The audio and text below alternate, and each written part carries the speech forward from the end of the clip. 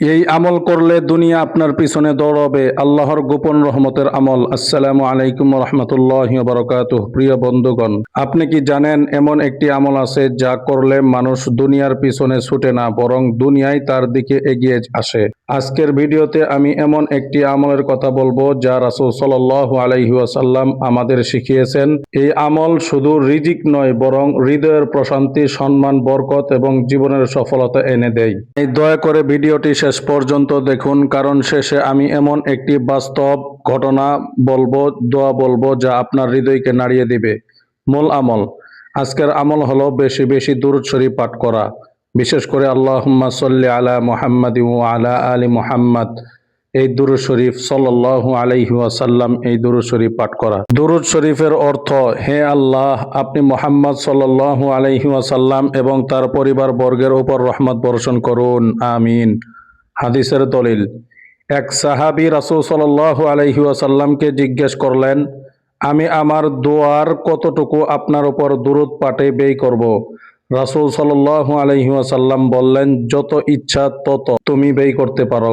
শেষে তিনি বললেন, আমি যদি আমার সমস্ত দোয়ার সময় দুরূদই ব্যয় করি? রাসূল সাল্লাল্লাহু আলাইহি ওয়াসাল্লাম বললেন, ইদা তুকফা হাম্মাকা ওয়া ইউগফারু লাকা যামবাকা। অর্থ, তাহলে তোমার সকল চিন্তা দূর করে দেওয়া হবে এবং তোমার গুনাহ ক্ষমা করে দেওয়া হবে। সুবহানাল্লাহ, আলহামদুলিল্লাহ। শরীফের এত ফজিলত, এত পাওয়ার, তাই আসুন বেশি বেশি দুরূদ শরীফ পড়ি।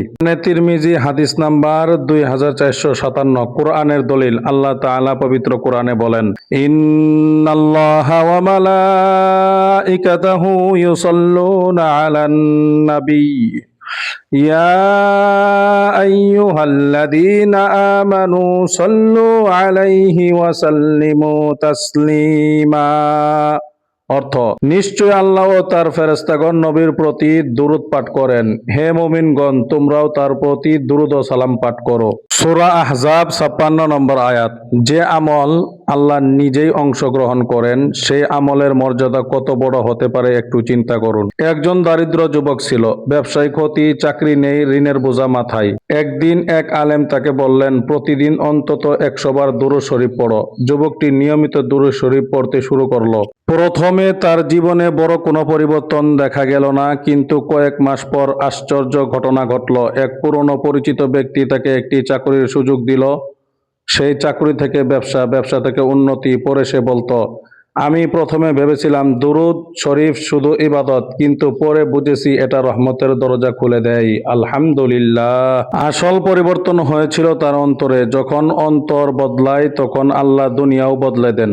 মনে রাখবেন, দুনিয়াকে লক্ষ্য বানালে দুনিয়া পালাবে, কিন্তু আল্লাহর সন্তুষ্টিকে লক্ষ্য বানালে দুনিয়া আপনার প্রয়োজন অনুযায়ী এসে যাবে ইনশাআল্লাহ।